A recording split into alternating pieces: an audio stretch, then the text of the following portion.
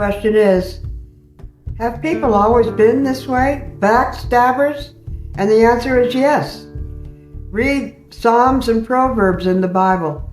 That's psychology chapters, interactional psychology. People have always been stabbing each other's back. Treachery is the name of the game. Have there ever been a generation when people were very nice to each other and nobody was gossiping? No. This is the truth of human nature.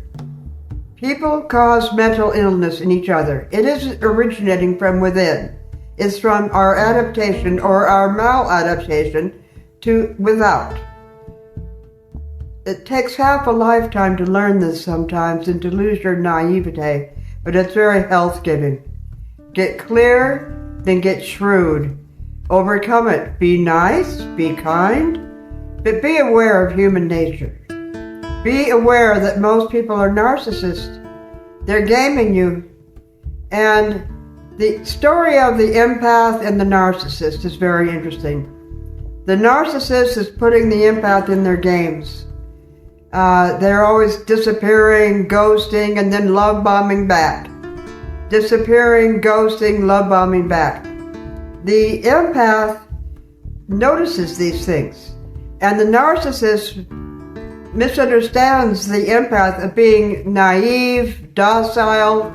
He's going to take it forever. He's weak, but he's not weak.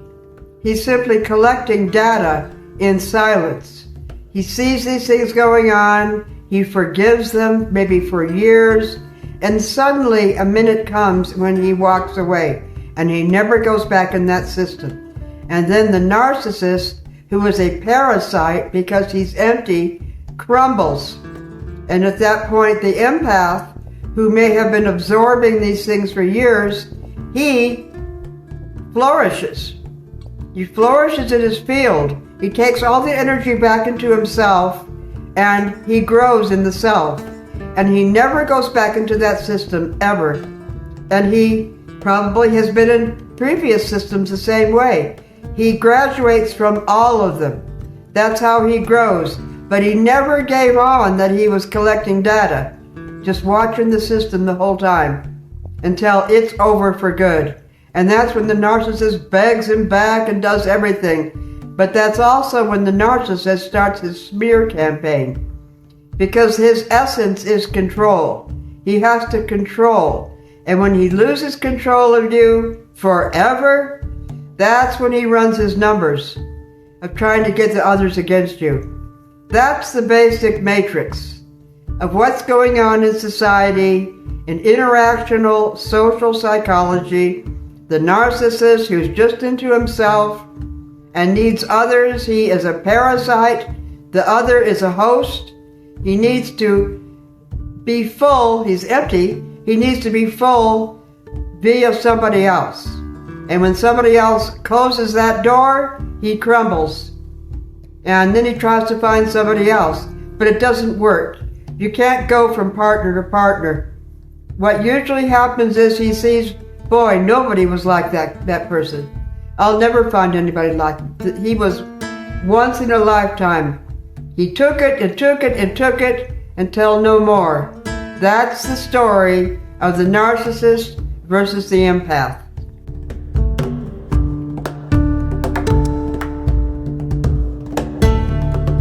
That's right. The name of the game with the narcissist is power. He has no power on his own. He's empty. He needs to be a parasite on a host, and that's where he sucks out the power. But it destroys each other. Okay, so this is the problem. The empath, before he finally grows up and finally gets the heck out of there, needs approval. He's not weak, but we're social animals. We want to be loved. And the narcissist is wonderful at love bombing. Boy, when he loves you, there's nobody who loves you deeper. There's a hook there. You can't ever need the approval of the narcissist, ever, because you'll go right into that game and be ruined.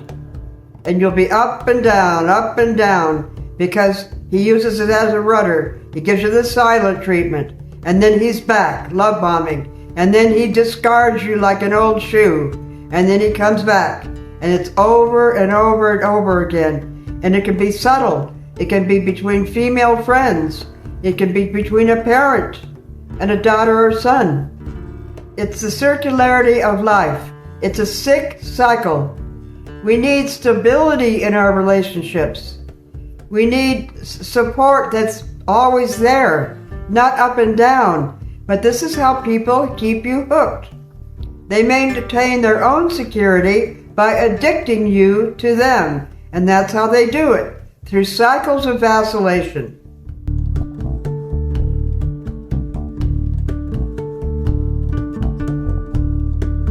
It's a very self-destructive trap to need each other's approval. We're wired that way. You modify your behavior to get their respect. It's a walking on eggs thing. You have to watch everything you say, because if you say something wrong, especially criticizing them, which they never get over and keep bringing it up, and you think, boy, I can never say that again. Boy, I can never say that again. You're modifying your behavior. But as a genius, you want to just speak the truth and not have to modify your behavior. But if you're stuck in that cycle of needing approval, you will. And then you lose your audacity. You lose that juice that makes you great. You become normal. You become really subnormal. You become boring. You're no longer extraordinary. You become a bore because you're in a system where you can't say anything. You don't want to be that way. You want to find people who support all your ideas, your free speech. That's what free speech is all about. In this generation, if you're into free speech, you may be killed. Look at Charlie Kirk. Free speech and speaking your mind is your right. That's freedom. That's what we should demand, and that's what we should have in relationships.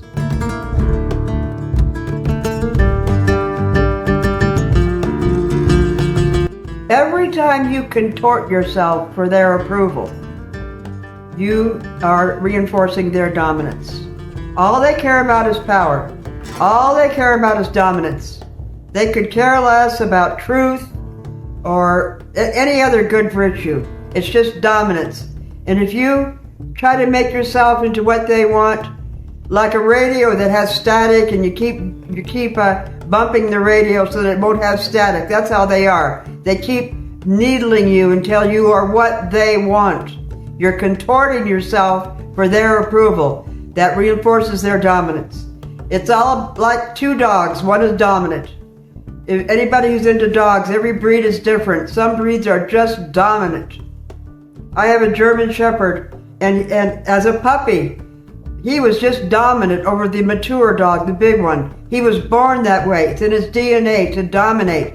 That's the way these people are. They're animalistic that way. All they care about is domination. And if you're what they want, it reinforces their dominance. It doesn't make them nicer to you. That's why she or he's doing it, so that they'll be nice today. It just makes them worse, because the more they dominate, the more they dominate. The more you make them dominant, the more they're going to dominate. That's the way it is. It's a miserable relationship. You will have a washed out existence. Not only will you be a as yet unrecognized genius, never recognized, you will be a flub. Because if you have that much energy in you, creative energy, destined for genius, and it's being submerged, what does it do? It goes underground and contorts you. It distorts everything in you. And not only are you not a genius, you're just darn crazy. Because that energy's got to go somewhere. It's either creative self-expression or creative self-destruction. That's why many geniuses die of alcoholism, because it went the wrong direction. It's all about our premise in life as to what direction that energy goes. It's got to go up and out. Self-expression, unobstruction. All disease is obstruction. All recovery is elimination. Then all success will be attraction.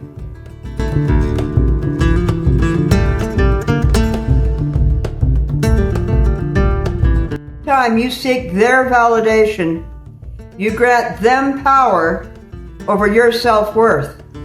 Your self-worth comes to how you were born, your talents, everything else. If you're seeking their validation, them saying whether you're worth anything, forget it. Only your subconscious, the higher person inside, and your relation with God grants you that self-worth. Whenever you seek it from somebody else, when you do bad work, they're going to be applauding. When you do good work, they're going to sabotage it some way. It's a system. Water seeks its own level. It maintains homeostasis. They want you down. It's like a mountain stream. It regulates itself homeostatically. When it gets too high, it drops dirt and falls back down. When it gets too low, it dredges up dirt and it goes back up. It drops dirt and it goes back up. It goes up and down like that. And human systems are the same way. Being too high brings an insult to bring you down. Being too low brings a pep talk to bring you back up. It's up and down, up and down. And it isn't about your self-worth. It's about them maintaining their identity, because their identity is against the ground of you being up or down, and they want you down. It's about power and dominance.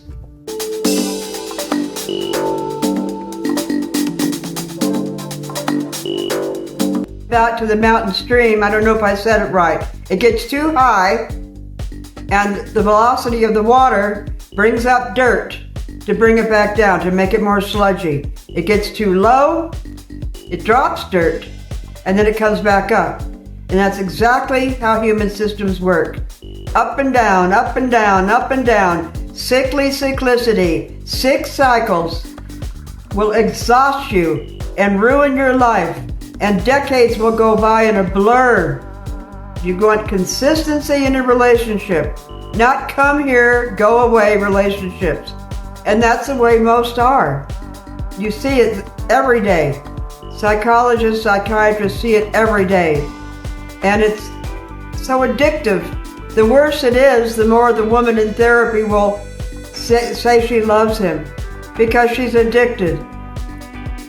Needing it more and enjoying it less. It's just like alcohol. The more addicted you get, the more you think you love him, when really it's just a love-hate relationship and totally self-destructive.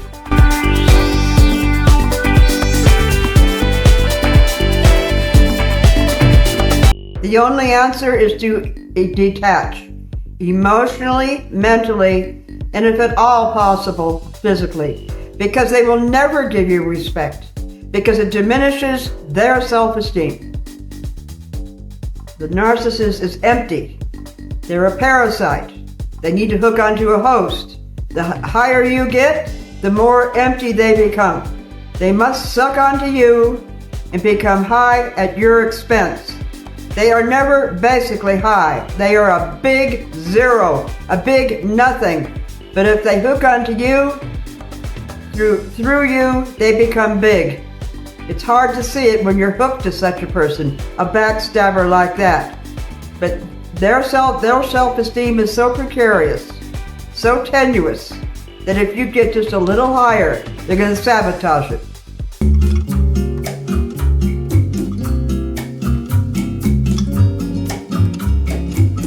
Don't look for their approval in any form. At this point, you must start to go within and get your own approval. Work on yourself. Work on your appearance. If you're a woman, they're very into appearance. Do that first then. I recommend you work on your communication and your education, but if you are into appearance, work on that first. Go to the gym. Diet. Get rid of the weight. Work on yourself. That is the answer. If you seek their approval in any way, you are sunk. You don't want to do it that way. Learn these tactics of the narcissist.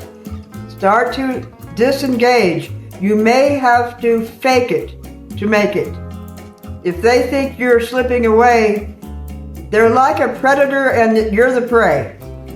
They can sense that you are slipping away from their grasp, that they're losing control. They can sense it like a big animal in the forest. They know you're getting away. You may have to fake it. Disengage slowly. Work on yourself. If you start to look better, they may even get jealous of it. A lot of narcissists want to keep you ugly. They don't want you to have other outlets. So do it slowly. Just be smart. Be smart. Learn these tactics and do it gradually until that time you can spring the trap and escape for good and then never go back.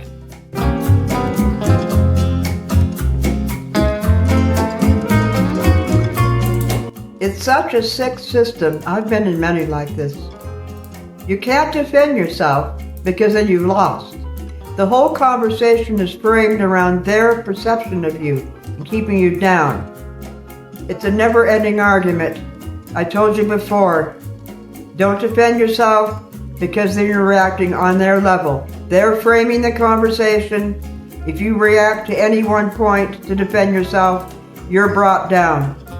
It's a futile situation. Your self-esteem is likely so battered by now. It's hard to get back up again. Start gradually, and I'm telling you, learning these tactics of the system, education is the therapy. That's why I do these videos. Just knowing how they're doing it is enough to start to come back up, and then you just wait to escape.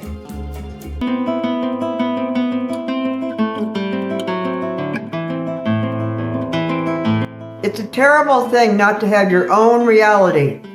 You have your own reality. You know your limitations and what you like and what you don't like, and it's in the back of your mind, but it's been submerged because you've been adapting to this jerk, this backstabber, who you call a close friend or family member. And you're blind. You become so much in denial because they have submerged your self-esteem so much that you can't even see clearly anymore. So get your own reality, not his or hers. Forget that. They've been dominant. They're trying to take over your mind. Your own reality will bring you to success and wellness and happiness. To find it again, and it's often the opposite to what they're saying.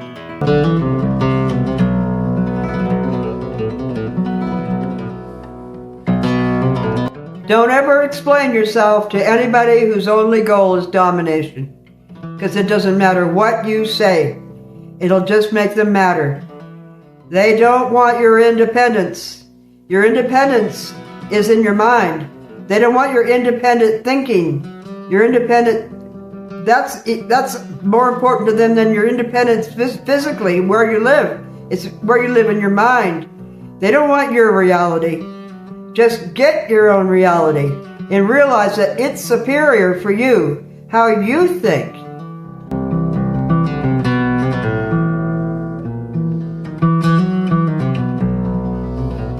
Their perception of you is not your responsibility to fix. Don't explain yourself. You're not inferior to them that you have to explain yourself like a child to mama. Listen to what I wrote when I was trying to get out of a sick system. Must let go of need for closure and resolution. They won't acknowledge wrongdoing ever. It's a matter of their own survival. So stop needing closure. Let it go. They'll never admit it. It's a sickness. It's a structural fallacy, narcissism. Usually there's no therapy for it. It's just the way they are. It's the way the brain is made. And it'll destroy you. It's the devil on the earth.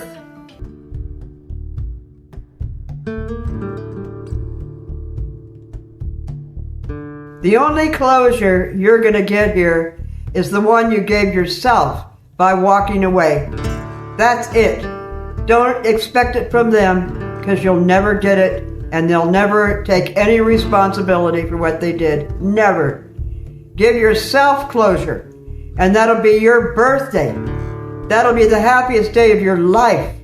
That'll be the beginning of wonderful torrents of God's blessings in your career, in your love life, and everything.